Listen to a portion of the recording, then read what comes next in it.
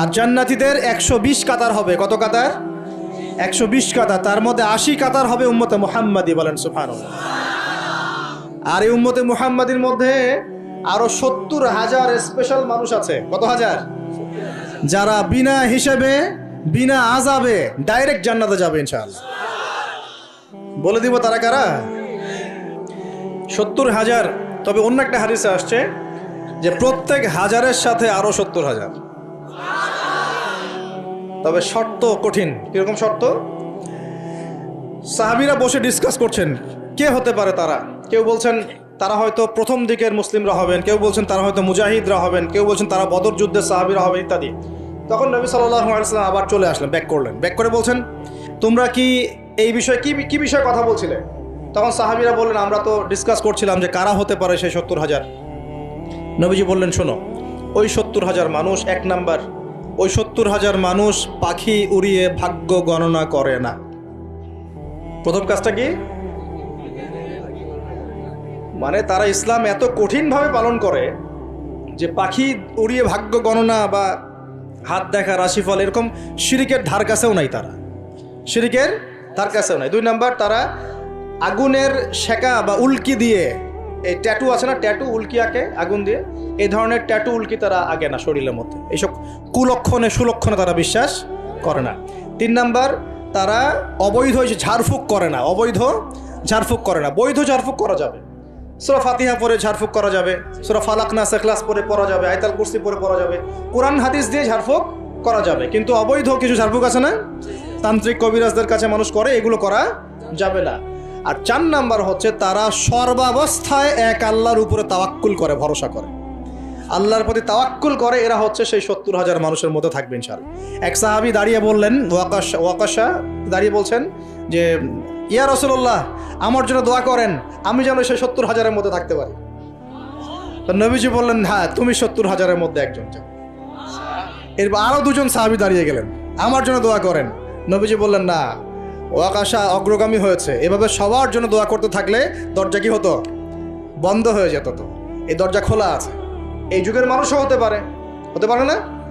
যে ব্যক্তি শিরক করে না, আল্লাহ ভরসা করে, কোনো রকম কুলক্ষণে বিশ্বাস করে না, ইসলাম পরিপূর্ণরূপে পালন করে, ইনশাআল্লাহ তাআলা আল্লাহ চাইলে তাদেরকে আল্লাহ পাক 70,000-এর মধ্যে আশ্রয় দিবেন, অংশ দিবেন ইনশাআল্লাহ। তো আমরা বলছিলাম যে আমরা কোত্থেকে আসছি ভাই? জান্নাত থেকে। কোথায় যাব? ইনশাআল্লাহ। এর মাঝখানে শয়তানের পথ রয়েছে কিছু, শয়তানের ফিতনা। কি ফিতনা? শয়তান চায়, শয়তান কিন্তু ওয়াদা করে আসছে, চ্যালেঞ্জ করে আসছে আল্লাহর কাছে। কি করছে? চ্যালেঞ্জ। শয়তান কি চ্যালেঞ্জ করছে জানেন? শয়তান চ্যালেঞ্জ করছে যে রব্বি, শয়তান বলছে রব্বি মানে হে আমার রব। শয়তান কিন্তু আস্তিক, শয়তান কিন্তু আল্লাহকে বিশ্বাস করে। সে বলছে রব্বি, হে আমার রব, আনজিরনি, আমাকে অবকাশ দিন, ইলা ইয়াউমি ইউবআসুন, কিয়ামত দিবস পর্যন্ত অবকাশ দিন। আল্লাহ বলছেন ফাইন্নাকা মিনাল মুনজারিন, যাও, তোমাকে অবকাশ দেওয়া হলো। কিয়ামত পর্যন্ত সময় আল্লাহর কাছে এমন বড় কিছু নয়, খুব সামান্য। এবার সে বলছে রব্বি ফাবিমা আগওয়াইতানি, হে আল্লাহ, যে আদমের জন্য আজকে আমাকে জান্নাত থেকে বের করে দেয়া হলো সিজদা না করার কারণে, লা আকুদান্না লাহু সিরাতাকাল মুস্তাকিম, ওই আদমকে জাহান্নামে নেয়ার জন্য আমি সরল পথে ওত পেতে বসে থাকবো। বসে থাকে না শয়তান? সুম্মা লাআতিয়ান্না মিন বাইনি আইদিহিম, খুব ভালো করে জায়গাটা বোঝেন প্রিয় ভাইরা। শয়তান চ্যালেঞ্জ করে বলছে সুম্মা, এর পরে আমি আসব আদম সন্তানের সামন থেকে। কোত্থেকে? এই সামন থেকে মানে অর্থ হচ্ছে দুনিয়া, মানে আপনাকে দুনিয়ার সমস্ত ফিতনা এসে প্রলুব্ধ করে রাখবে। কারণ দুনিয়া চোখের সামনে দেখা যায় না, দেখা যায়। দুনিয়ার অভাবের ধোঁকা দিবে, বেকারত্বের ধোঁকা দিবে, হতাশা, এইটা সেইটা, স্বামী স্ত্রীর ফিতনা, পরিবারের ফিতনা, সামাজিক ফিতনা, আপনাকে দুনিয়ার এই ফিতনা এসে ব্যস্ত রাখবে, রাখে না? এটা হচ্ছে সামন থেকে আসা। ওয়ামিন খালফিহিম, পিছন থেকে আসবো। পিছন থেকে মানে আপনাকে পরকাল সম্পর্কে হতাশ করে দিবে, এবং পরকাল সম্পর্কে আপনাকে কুধারণা সৃষ্টি করবে, এবং পরকাল সম্পর্কে আপনার মধ্যে একটা গাফিলতি সৃষ্টি করে দিবে যে পরকাল না, পরে দেখা যাবে। হ্যাঁ, পিছনে কি আছে? পরকাল না? পিছনটা পরকাল। তো পরকাল আসবে যখন, তখন দেখা যাবে। হ্যাঁ, বৃদ্ধ হলে তখন তওবা করে নিব, এখনও কি তাড়াহুড়ার কি আছে, পরে দেখা যাবে শেষ বয়সে। এরকম করে আপনাকে ভুলিয়ে ভালিয়ে রাখবে পিছন থেকে। আবার হতাশ করে দিবে, আমার পরকালে আমার জান্নাত হবে না, আমি তো এত আমল করতে পারি নাই, হ্যাঁ, আমার কি হবে, আমার আত্মহত্যা ছাড়া কোনো পথ নাই, এভাবে হতাশ করে ফেলবে আপনাকে। পিছন থেকে। সুম্মা লায়াতিয়ান্না মিন বাইনি আইদিহিম ওয়া মিন খালফিহিম, সামন থেকে আসবো, পিছন থেকে আসবো। ওয়া আন আইমানিহিম, ডান দিক থেকে আসবো। ডান দিক মানে কি? এটার ব্যাখ্যাও চমৎকার। ডান দিক মানে কি? আমরা বলি না ডান পক্ষ খুব ভালো মনে করি না? ডান পক্ষ ভালো, ডান দিকটা ভালো, শুভ মনে করি তো। ডান দিক হচ্ছে আপনাকে নেক্সট সুরতে সে ধোকায় ফেলবে। ডান দিক মানে কি?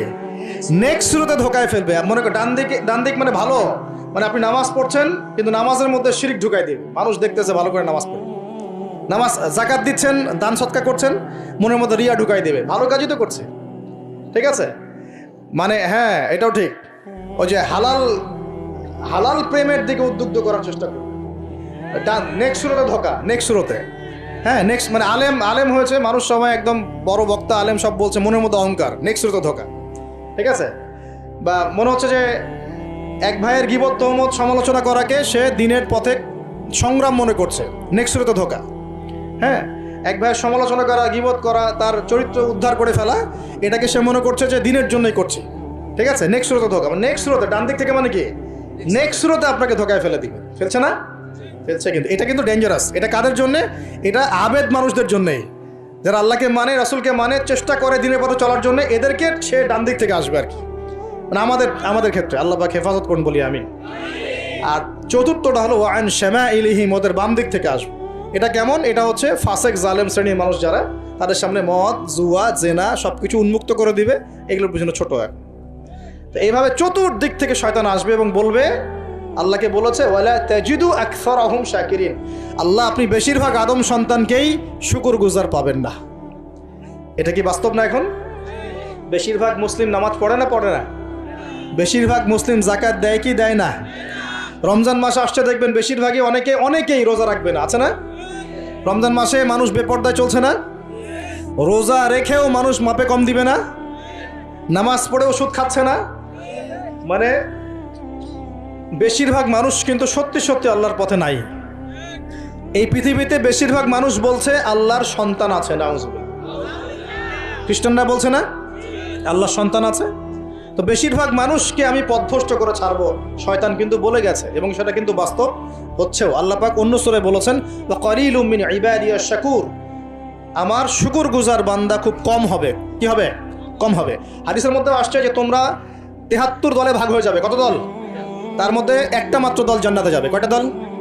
মা আনা আলাইহি ওয়া আসহাবি, আমি যার উপরে আছি, আমার সাহাবীরা যার উপরে আছেন। তো বুঝতে পারছি যে জাহান্নামে বেশিরভাগ মানুষই যাবে, অল্প মানুষই জান্নাতে যাবে। তবে জান্নাতীদের মধ্যে বেশিরভাগ হবে উম্মতে মুহাম্মাদের মধ্যে ইনশাআল্লাহ তাআলা।